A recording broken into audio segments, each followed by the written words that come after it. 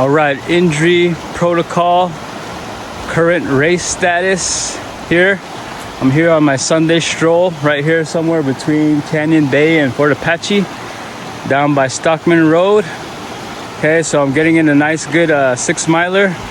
Recent update, what's been going on.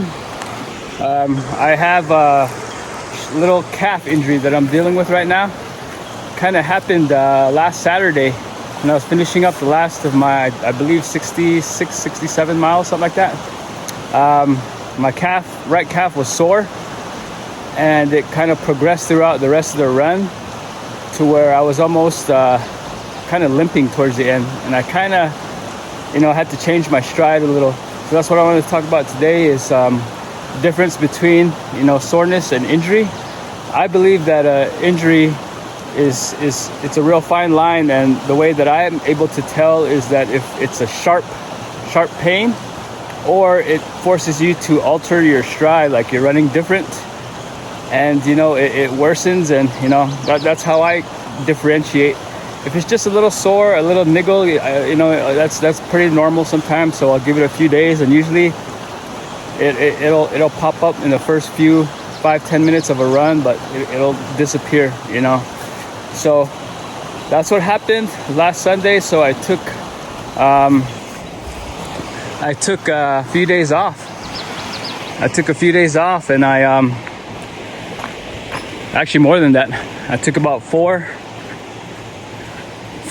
days off: Monday, Tuesday, Wednesday, Thursday, Friday. Okay, and get running here. So I finally ran on Friday, and for me, the protocol whenever something like this happens, a little slight injury, strain, is the number of days you took off. You take it easy for that many days afterwards. So I was took 4 days off, so that means that I would take 4 days easy, at about 50 to 60 to 70%. So I went 50% on Friday. My usual easy run is about 10 miles. So cut that in half, 50%. Nice, easy recovery jog. No worries for pace or nothing like that. I went 5 miles, easy. Felt great. Not a challenge, just recovery miles. So next day, yesterday, Saturday, I went 60% of my usual. So that's 60%. And that felt great. So I'm feeling back to normal here, So today I'm going another 60% effort, and I feel great. So the key is to give your body time to recover.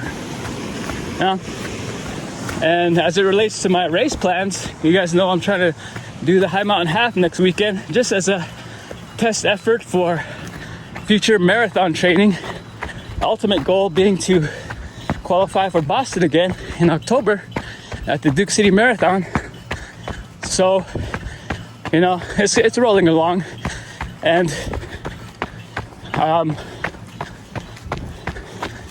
the key here is to realize that when these little setbacks happen, they can, depending on you,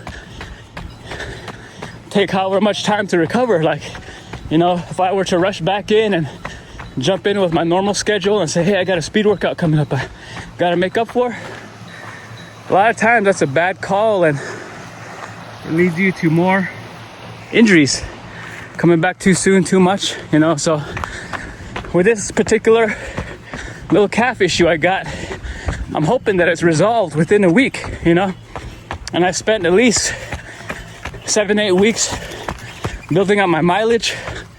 So 4 days off isn't gonna make too much of a difference, Versus me coming back a day or two too early and trying to jump right back in where I left off and injuring myself even further. And this injury taking at least month to 2 months to get better from. You know, it's just best to play it safe, I believe. Okay. So that's all I really wanted to talk about today. You know, I missed out on my last workout, which was supposed to be 2 mile repeats, 4 by 2 miles at threshold, you know, with about a half mile recovery between. So that didn't happen. That's okay, because I think I've built enough fitness to where, you know, that 4 days isn't as bad as it's gonna seem to a lot of people, you know. So we'll see what happens. I'm in taper mode right now for my race. So that means for me, taper for a half or a full, I usually take the volume, you know, the total miles down to about 50, 60, 70% during taper. I still run the same amount of days. It's just I'm cutting back the total mileage volume, you know.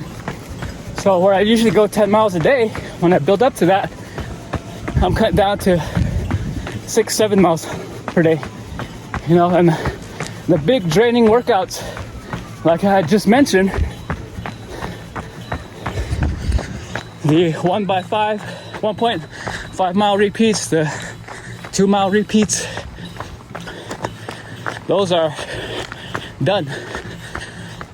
All that I'm trying to do now in taper mode is to maintain fitness that I've already built. I'm not trying to gain anything, you know. I'm just resting up and making sure the gas tank is a little more full when race day rolls around, and keeping my legs sharp, showing up fresh, and having no excuses, you know.